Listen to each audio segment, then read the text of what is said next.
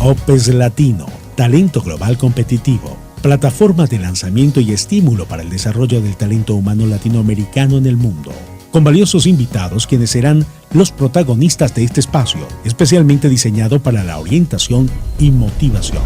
OPES Latino, talento global competitivo.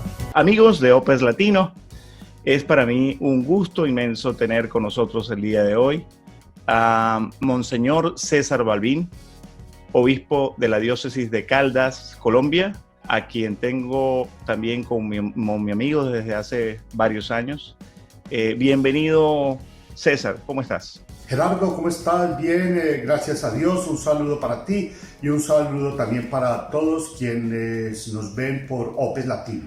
Muchísimas gracias por venir, por aceptar este tiempo con nosotros. Sé que tienes una agenda bastante ocupada y dedicarle este tiempo al canal y al propósito, sobre todo, del canal es algo que valoramos muchísimo acá. OPES Latino se orienta al desarrollo, al estímulo, a la inspiración del talento latinoamericano a nivel global. En este caso, hemos querido invitar a un líder religioso de la jerarquía de la iglesia para que nos muestre su lado humano, el lado del talento como tal. César, coméntanos un poquito cómo es que se dan todas las circunstancias para que tú descubras que tienes un talento y que tienes una vocación, que siempre nos interesa en OPES Latino ahondar un poquito sobre qué fue lo que disparó, qué es lo que encontró la persona importante, clave, como ese hito de su vida que le disparó esa sensación de que yo sirvo para esto. Lo primero es que cuando hablamos de talento también nos vamos un poco a la parábola del Evangelio, los talentos que el Señor nos da y que debemos multiplicar, que debemos poner al servicio de los demás. Eso es lo primero. Y que está bien que talento aquí sea de alguna manera el símil o sinónimo de vocación. Eso es claro. Y eso sí, me remonta a mi infancia ciertamente, en una familia numerosa, digamos del campo, cercano ciertamente al pueblo, pero en el campo, donde hice, digamos, mi primer año escolar. No digamos que a esa uno descubre, le descubren a uno, en este caso, una maestra de esas maestras antiguas, mi maestra de primero de escuela, que yo la quiero tanto, que todavía está viva. Y entonces esta maestra, de alguna manera, como que descubre algunos talentos ya de un niño de 6, 7 años, que le comunica a mi familia, diciéndoles: este niño no puede permanecer en esta escuela donde hay solamente 2 cursos, que son primero y segundo. Ustedes deben procurar llevarlo a estudiar a una escuela urbana. Entonces nos trasladamos al pueblo, 3 de mis hermanos mayores, en fin, vivíamos con la abuela, con unas tías, pues no era el non plus ultra, no era el niño que estaba en el primer puesto, pero sí era un niño, digamos, que aventajado. Pero de alguna manera, lo que disparó, digamos, el tema vocacional fue una pregunta concreta de mi madre.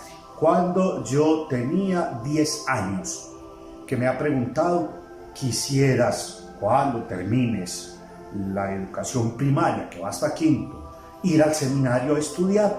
Y yo no sabía qué era y le digo: ¿y qué es un seminario? Me dice: un seminario es una casa donde se forman los que van a ser sacerdotes.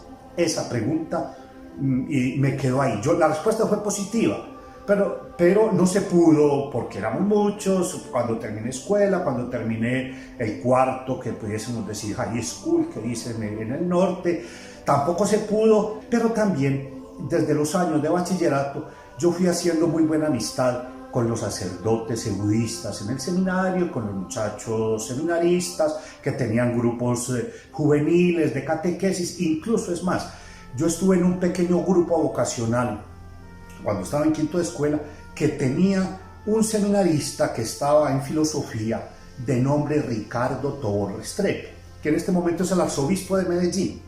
Y después en bachillerato también, una amistad, una cercanía con el seminario, con la biblioteca del seminario, con las canchas de fútbol y de tenis del seminario. Así que el programa mejor después de terminar en el colegio era irse al seminario a hacer las tareas. Interesante cómo en tu caso el descubrimiento lo hace una maestra y muy probablemente esa maestra conversa con tu mamá y entonces es tu mamá la que te formula el tema, pero es de una maestra donde sale la inquietud.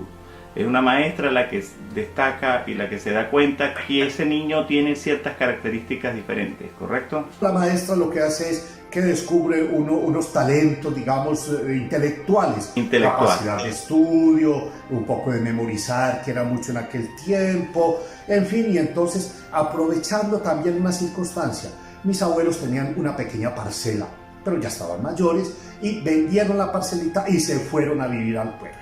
Entonces, aprovechando la coyuntura de que los abuelos se van a vivir al pueblo, que este chico se vaya a vivir con los abuelos al pueblo. Por eso viví 4 años con mis abuelos. Mi abuela era así estricta, pero era una muy buena abuela, pero era muy clarita también en la disciplina, en los principios, en los valores. La Eucaristía era a las 5 de la mañana en la catedral, había que ir a la misa, acompañar a la abuela, después ir al colegio, todas esas cuestiones.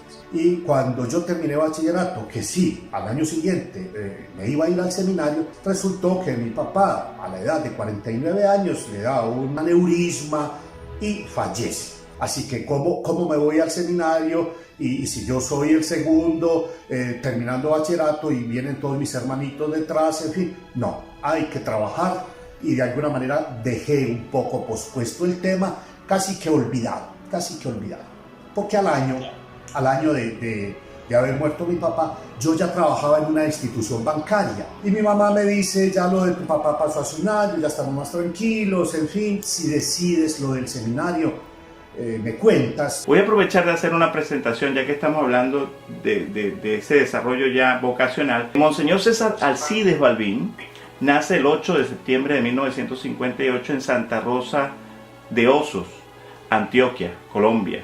Él hizo estudios de primaria, como ya nos los comentó, en el Colegio Cardenal Aníbal Muñoz Duque, y en algún momento estuvo, como ya lo he mencionado, como empleado del sector bancario. Ingresó al Seminario Mayor Diocesano Santo Tomás Aquino, donde hizo cursos de filosofía y teología desde 1979 hasta el 85.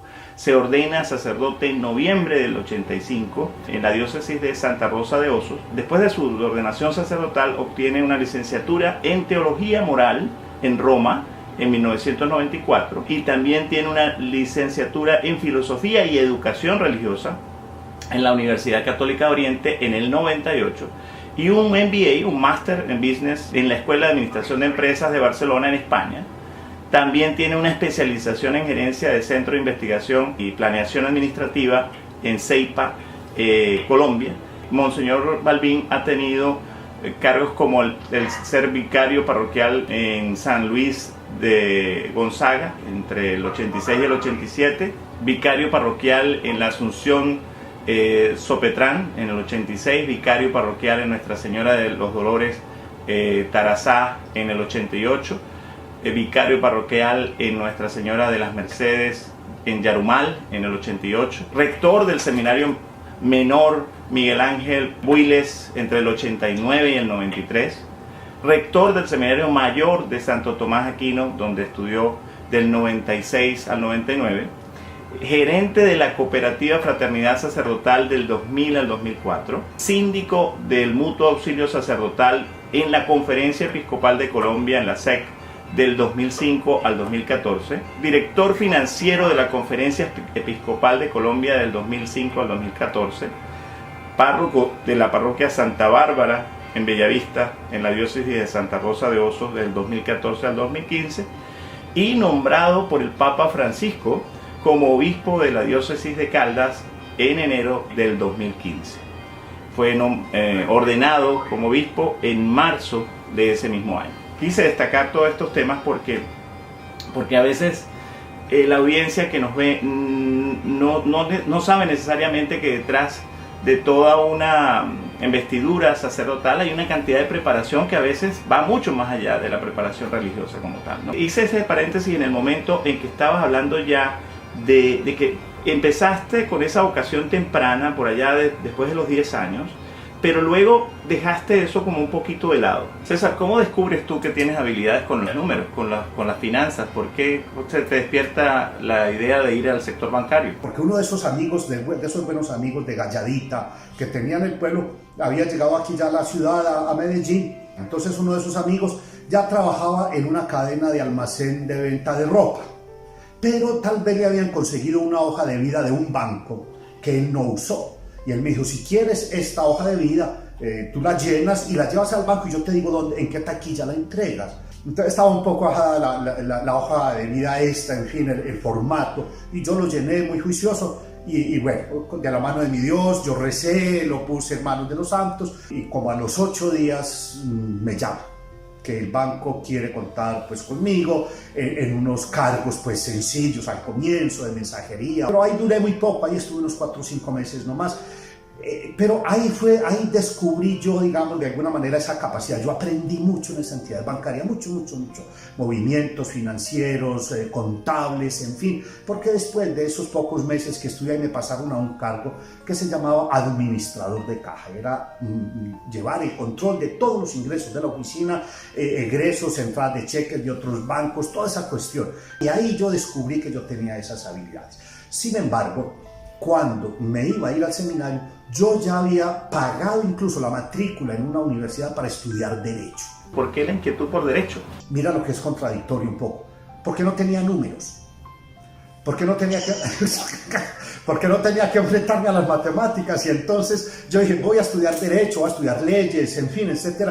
No, yo pensaba para el futuro mío estudiar Derecho, pero luego estudiar Administración de Empresas, para como conjugar dos disciplinas que me permitieran posicionarme como en gerencia. Por ahí en esos momentos no se perfilaba nada de la parte sacerdotal. ¿Tú no pensabas en aquello que habías dejado en la niñez? Al año de haber muerto mi padre, haber terminado bachillerato, mi mamá me volvió con el tema. Si quieres pensar nuevamente tu tema del seminario, del sacerdocio, pues ya lo de papá pasó hace un año, ya estamos un poco más tranquilos, si quieres. Y yo me sentía muy bien en la ciudad, pero yo estaba tan cómodo en el tema que yo le dije a mi mamá que no, que yo prefería seguir allí y buscar la manera de ir a la universidad. Pero ya al finalizar el segundo año en el banco, uno de estos muchachos que era director o que llevaba la pastoral juvenil allí en mi pueblo, en Santa Rosa, viene a mi oficina y al banco y me invita a su ordenación sacerdotal y a la celebración de su primera Eucaristía en un pueblo. Yo le dije, yo no puedo ir a tu ordenación porque es el día de semana, pero yo sí voy a tu primera misa. Pues yo me fui a esa primera misa de este muchacho, de este padre, que íbamos en un grupo grande, ahí así, hacia Amalfi, pero resulta y sucede que me tocó el regreso solo, en una ruta de buses, de pasajeros, solo 4 o 5 horas, y ese trayecto, que todavía no se me olvida, fue decisivo, porque me permitió muchas cosas reflexionar, o sea, sentir la alegría de este padre, de tantos seminaristas, de tantos sacerdotes, por este joven que se ordena y que celebra su primera misa. Ese fue, digamos, como el punto final, la estocada final que me dio el Señor para decir, es que usted es para acá. Y yo en ese trayecto yo decidí que yo renunciaba a mi trabajo en el sector bancario y que yo obedecía en mi casa y que yo me iba al seminario. Importante reflexionar sobre eso, porque vemos, acuérdate que estas entrevistas son un seriado de comunicaciones con diferentes talentos, de diferentes áreas, ¿no? Y no había yo observado algo interesante en otras entrevistas que veo en ti, y es que es importante destacar. No solamente es importante para que un talento salga adelante y para que uno se dé cuenta de su vocación, que lo estimulen, como en tu caso, que uno mismo se perciba talentoso, que uno se siente inspirado, entre otras cosas, sino que también haya un tiempo de reflexión interior, que en tu caso fue vital, ¿no? Ese tiempo en el transporte ese que tuviste de 5 horas allí después de regresar, de un estímulo importante. Solo, pues el autobús venía lleno de personas, pues yo venía solo, eso también me ayudó mucho. Ahora, cuéntanos un poco, ya entras en tu madurez, ya defines tu decisión. Cuando yo llego a comenzar mis estudios de filosofía el primer año, mis compañeros todos venían del seminario menor. En el seminario menor hay una disciplina de estudio, unos conocimientos, en fin. En eso, de alguna manera, me llevaban una cierta ventaja ellos. Pero yo llegaba con una ventaja, digamos, competitiva, que llamamos nosotros, sobre mis compañeros. Era que yo ya conocía un poco de mundo, en el mejor sentido. Pero sí, fueron 2 añitos después. Por eso se pensaría de alguna manera que mis compañeros de 17, 18 años, que yo tenía 20 cuando ingresé al seminario, pues que yo de alguna manera pues ya era mayorcito que ellos. Y la formación sacerdotal, yo la conozco un poco, como tú sabes, porque de alguna manera yo me inicié un poquito en esa vida también. Durante esos largos años, porque son varios años de formación, normalmente más largos que cualquier otra carrera que uno decide estudiar. ¿Tú dudaste de que podría no ser tu talento, tu vocación ser sacerdote? Estuve tranquilo, estuve orientado, tanto que cuando llegué al seminario, ese día llegada, encontré a algún seminarista que había visto allá en la misa de aquel compañero, la primera misa, lo saludé y me dijo, bueno, y traes aquí un poco de equipaje. Y yo, porque llevaba mi libro, mis cosas, y yo dije, sí, es que es para 7 años. Y entonces me dice, ¿así estás de seguro? Y yo le decía, pues sí, con la ayuda del Señor, voy a estar aquí 7 años, pues vine a ser sacerdote. Coméntanos muy rápidamente, César, los pasos que normalmente se dan para que un seminarista llegue a ser sacerdote. Incluso un poco diferentes al actual. Hoy eran 7 años, hoy ya va 8 o 9. Porque hay un año introductorio hoy, luego los 3 años de filosofía, 1 año de pastoral, 4 de teología. La filosofía va ayudando un poco a madurar el pensamiento para luego enfrentarse también a la reflexión teológica, ¿cierto? Al descubrimiento de Dios, en fin, etcétera, todas las ciencias que tienen que ver con eso y también ciertas habilidades de tipo pastoral, habilidades para las litúrgicas, para la celebración, para la predicación, para la homilía, para ir obteniendo como un bagaje intelectual de tal manera que cuando uno vaya donde los fieles pueda tener ese bagaje para ayudar, para enseñar, ¿cierto? Para desempeñar como los 3 oficios del ministerio, para desempeñar el oficio de enseñar, regir y santificar. Pero también hay unos ministerios que uno va pidiendo y los van aprobando y uno va yendo como en escala, sobre todo cuando se está en teología, para llegar finalmente al diaconado, que es del orden sagrado, 1 año antes de la ordenación de presbítero,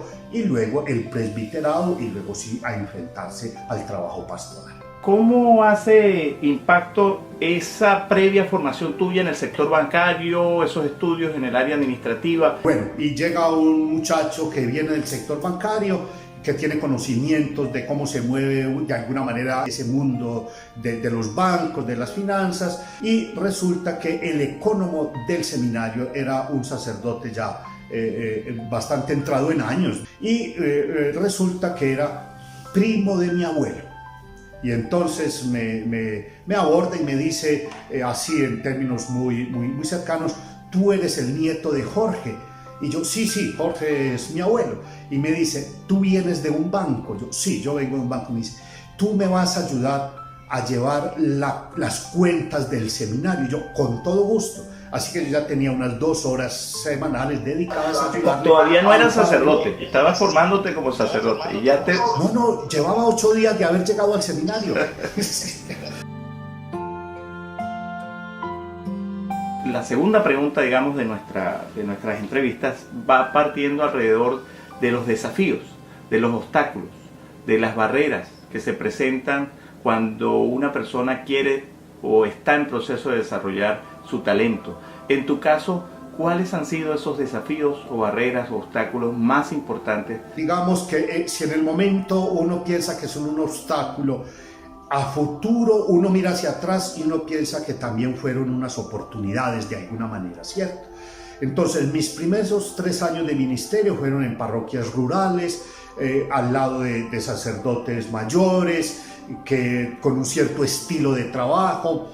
Yo no me acomodaba mucho a ese estilo de trabajo. Y sin embargo trabajaba, funcionaba, pero fue tanto que hubo un poco de cambios. Entonces pasé de la primera parroquia de San Luis Gonzaga en Anorí a Sopetrán, luego regresé a Anorí, luego pasé a Tarazá, luego pasé a Yarumal. Ahí se fueron 3 años, ¿cierto? De unos cambios muy constantes, porque en conversaciones con mi obispo le manifestaba un poco que no sé qué pasaba, que en fin, y algún momento yo llegué a pensar que había errado mi vocación porque no me hallaba, no encontraba como el puesto, no encontraba el lugar, pero eso también daba lugar a descubrimientos y a que el obispo me fuera ubicando, en fin, porque al tercer año, pensando yo que si estaba bien allí en la parroquia de Yarumal, el obispo me iba a dejar quietecito allí, pues me envía de rector del seminario menor. Y yo pienso que ese fue también de alguna manera el punto de quiebre, porque allí me tocaba organizar el pensum de bachillerato de los chicos, manejar un grupo de profesores, manejar unos empleados, mirar la parte económica, el sostenimiento del seminario, la financiación, y ya me sentí como en mi salsa, decimos nosotros aquí. Y a veces pues la gente, la audiencia, mucha gente en la audiencia cree que la iglesia es solamente el momento de la Eucaristía, de la misa, de las confesiones, de la actividad, digamos, que se ve. No, la iglesia por dentro es una organización súper compleja, ¿no? que tiene muchos hilos a nivel local, a nivel de país y a nivel internacional, ¿no? Cuando me fui después de esa experiencia del Seminario Menor de la Rectoría, que me enviaron a Roma a estudiar, yo pensé que hasta ahí había llegado mi aporte administrativo, porque dije, bueno, me mandan a estudiar teología moral, o sea, para ser profesor en el seminario y ya. Normalmente en la vida sacerdotal, como en las corporaciones también, estos temas se dan como una especie de exposición, así como en las corporaciones te envían a una expatriación, te envían a un proyecto especial para ver cómo tus talentos se dan, cómo te sientes fuera de tu ambiente normal, etc. Me imagino que estas exposiciones a estudiar en Roma de alguna manera son como una prueba, ¿no? Como vamos a ver si este señor se defiende, si este señor desarrolla lo que le estamos dando la oportunidad de desarrollar. ¿Es así como funcionan esas exposiciones, esas asignaciones en Roma? Cierto, pero pensando también en un futuro, decir, en el futuro nos puede servir y nos da garantías. Pero mira una cosa, ¿por qué no me enviaron a estudiar a una universidad administración de empresas? Porque en la iglesia eso no se usaba. Entonces a mí nadie me dijo, ¿por qué no estudias administración? No, porque no, eso no se daba, no era tan imperativo el tema administrativo, necesario sí. ¿Y eso ha cambiado en los días de hoy, César? Sí, eso ha cambiado, porque ya uno sí encuentra, aquí se comenzó a dar y ya uno sí encuentra que algunos hacen una especialización en administración, en alta gerencia, en cuestiones de estas, porque es necesario en la iglesia este tipo de cuestiones. Vamos atravesando ya hacia la parte final de la entrevista y llegamos a la tercera pregunta. La tercera pregunta tiene que ver con el impacto del talento. El impacto, los resultados, cómo se refleja, cómo se observa el talento en resultados. Hablemos un poquito, César, de tu impacto. ¿Cómo se ha reflejado? ¿Cuáles crees tú que sean los principales? Y aquí te voy a pedir que dejes la modestia un poquito de lado, pero quisiera que te concentraras en pensar en la gente que te está viendo, que se pudiera sentir inspirada a desarrollar tu talento, a desarrollar tu vocación, y hables un poquito de cómo esta formación, que ciertamente ha sido larga, difícil, ha pasado por una cantidad de obstáculos, etcétera, cómo eso al final impacta de manera muy importante. Yo quisiera, bueno, si faltando un poco a la modestia, pero las instituciones o los encargos que me ha hecho la iglesia a través de mis superiores, el obispo especialmente, se han podido recoger unos frutos. El caso, por ejemplo, de ese primer trabajo, servicio en el seminario menor, el hecho de haberlos llevado 4 años y haber obtenido algunos logros en la organización administrativa. Luego, después de mi regreso de especialización en Roma en teología moral, la rectoría del seminario mayor, también con un cierto impacto. En fin, y también la parte aquí administrativa, darle cauce, ponerle, pues, ordenar, organizar. Como parte de mi trabajo de grado, digámoslo así, en la Escuela de Administración de Empresas de Barcelona, era necesario elaborar un plan de empresa. Y yo me dediqué a elaborar un plan de empresa para esa cooperativa Fraternidad Sacerdotal, que creo, sin faltar a la modestia, creo que hoy todavía se recogen los frutos de aquello. Por eso pienso que el llamado a prestar un servicio en la conferencia episcopal a nivel nacional, en esta Fundación MASC. La Fundación MASC provee un auxilio y una ayuda a los sacerdotes ancianos e inválidos del país. Y luego, aún sin quitarme esa responsabilidad, también los señores obispos en la Conferencia Episcopal de Colombia me piden que yo me haga cargo de la dirección financiera de la Conferencia Episcopal. Ya te contaba cuando compartíamos en Bogotá las afugias que nos acompañaban, las situaciones complicadas y difíciles, el sufrimiento un poco, la autofinanciación de la obra evangelizadora de la Iglesia. Si una persona que nos está escuchando, si un muchacho o muchacha, porque también las mujeres también tienen su orientación vocacional hacia la vida religiosa, ¿qué características principales crees tú que debería tener para impactar de manera positiva, como se espera de él en estos días, César? Lo primero es una convicción clara de querer servir a la comunidad. Y ese servicio es a través de la palabra de Dios. La capacidad de comunicación con los fieles, con las personas, y también tiene que tener hoy más que antes una capacidad de gestión. Es una capacidad administrativa. Tú has tocado un punto que yo quisiera destacar, un poco controversial, pero me parece importante. Del tema financiero dentro de la iglesia, porque a veces lo vemos como, bueno, ¿para qué tanta acumulación de riqueza, no? Entonces, quería un poquito que nos comentaras de ese aspecto que a veces se vuelve muy controversial y que se utilizaba así como para bombardear de vez en cuando a la iglesia, ¿no? En general. No solamente a esta, cualquier otro tipo de iglesia. Bueno, yo de alguna manera hago seguimiento al informe económico que presenta cada año la Santa Sede. El déficit que generalmente ronda los 35, 40 millones de euros, el déficit. Pero la iglesia tiene un patrimonio, digamos, cultural, de la humanidad, y tiene también un patrimonio económico. El patrimonio cultural, que es el patrimonio de la humanidad, es, por ejemplo, los museos vaticanos. Toda esa riqueza que hay allí de obras de arte.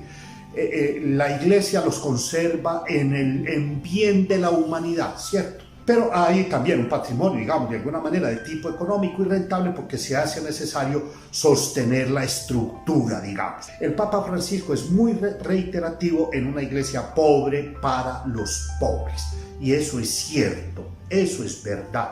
Que ese patrimonio, digamos, económico es necesario ponerlo a producir para el servicio de la evangelización, el servicio de la palabra, el servicio de la enseñanza, el servicio de la caridad, en fin, que se hace con las ofrendas de los fieles católicos. Nosotros vamos pasando y vamos dejando, digámoslo, la rentabilidad o el producido, si podemos hablar así en estos términos muy humanos. Yo estoy en la diócesis de Caldas, yo trato de que esté bien económicamente, tengo a mi cargo 70 sacerdotes, tengo que proveer por ellos, que estén bien, de su salud, en fin. Pero yo me voy de aquí cuando termine mi servicio, y todo queda aquí para continuar en este servicio de la palabra y en este servicio de los pobres. A ti te nombró obispo el Papa Francisco en 2015, y ya hablamos un poco de las características que un sacerdote debería tener para llegar a ser sacerdote. ¿Qué crees tú que es importante para un sacerdote llegar a ser obispo? Uno no se prepara para ser obispo, uno no hace una carrera para decir por aquí marchan los que quieren ser obispos, por aquí marchan los que no quieren ser obispos. No, eso no funciona de esa manera. Aquí no es que comienzas y terminas en papa. No, pero de alguna manera los fieles, los sacerdotes y los demás obispos van de alguna manera descubriendo en algunos sacerdotes una capacidad de gobierno, por ejemplo, experto en algunos temas, y entonces pudiese ser. Y es cuando la nunciatura le pide a los señores obispos presentar posibles candidatos al episcopado y les hacen un riguroso estudio. Y cuando el nuncio, que es el representante del Papa, llega a la convicción de que este pueden ser, se proponen ternas a la Santa Sede, al Papa, para que para determinada jurisdicción eclesiástica, esta diócesis, provea un obispo y le mandan las hojas de vida, digámoslo así, con el estudio de quién es, para que el Santo Padre elija en compañía con el presidente del dicasterio para los obispos. César, me gustaría que hablaras muy rápidamente de metas. ¿Qué miras a futuro? ¿Qué proyectos tienes en este momento a futuro? Primero, el sacar adelante un plan de pastoral que se organizó a 10 años, desde el 2016, al año siguiente yo he llegado, hasta el 2026, ese plan de pastoral, el sistema integral de nueva evangelización. También la formación de los futuros sacerdotes, que es muy importante, la formación de los laicos, el sistema integral de nueva evangelización, el cine, las pequeñas comunidades, sobre todo, y un acercamiento ya después de haber hecho visita pastoral en estos últimos 4 años en todas las parroquias donde uno va, se queda varios días de la semana, comparte, es para estos 2 años siguientes el encuentro con el mundo rural. A mediano plazo, te decía, el plan de pastoral año 2026 y tratar de ir adelante caminando con el clero y caminando con los fieles. Te agradezco mucho esa oportunidad que nos has brindado de abrirte y dar esa otra cara, digamos, del sacerdote, en este caso con una función financiera, con una formación alternativa también en otros campos. Quisiera que nos dieras un mensaje final para esta comunidad latina, no solamente a la comunidad colombiana, sino a toda Latinoamérica y a los latinos dispersos por todo el globo, en este mes de diciembre, en esta Navidad y en este cierre de año. Por favor, César. Gerardo, te agradezco mucho esta entrevista, esta posibilidad de poder hablar de la vocación, de poder hablar del servicio, la entrega en la iglesia. Como este programa pues va en este mes de diciembre, pues sí, para la comunidad latina que enriquece, digamos, los entornos donde llega el norteamericano, el europeo, el australiano, el asiático, en fin, esta comunidad latina que se mueve. Un saludo muy especial y que para este mes de diciembre podamos compartir lo que somos, lo que tenemos, especialmente con los más necesitados, pero con aquellas personas que les hace falta cercanía, aquellas personas que se sienten solas, de tal manera que se pueda llegar a ellos pues con el mensaje de nuestro Señor y Salvador, que viene a reconciliarnos, por lo tanto reconciliarnos con nosotros mismos, y que podamos vivir este mes de diciembre, este fin de año, pues con alegría, pero con mucha esperanza, que nuestros pueblos salgan adelante, que estas situaciones complicadas que estamos viviendo, Chile, Bolivia, Colombia, Venezuela, país, en fin, podamos siempre salir adelante para que seamos realmente una comunidad cohesionada y que podamos ser también una iglesia que pueda llevar una voz de aliento y de esperanza a todos. Mil y mil gracias, Gerardo. Muchísimas gracias, César. Muy importante que destaques este tema de la solidaridad con los más necesitados, y no necesariamente los más necesitados desde el punto de vista económico, sino desde el punto de vista moral, desde el punto de vista de la compañía. Eso que tú transmites es muy importante, sobre todo en este final de año que a veces es tan sensible para mucha gente que está enferma, que está esperando una compañía, que están solos, que están emigrando, por ejemplo, y dejan sus familiares en el país de origen y están allí solitos, llegando a un país nuevo, a una situación nueva de adaptación en un mes complicado. Te agradezco mucho por tu amistad y por tu participación de todo este tiempo y en este programa ahora apoyándonos en Opes Latino. Espero tenerte pronto en vivo, en cara a cara, en una entrevista que podamos hacer allá en Bogotá o que hagamos cuando tú vengas por estos lados. Muchísimas gracias. Un abrazo fraternal también para ti y para tu diócesis de Caldas. Chao, bye, bye, adiós. OPES Latino, talento global competitivo.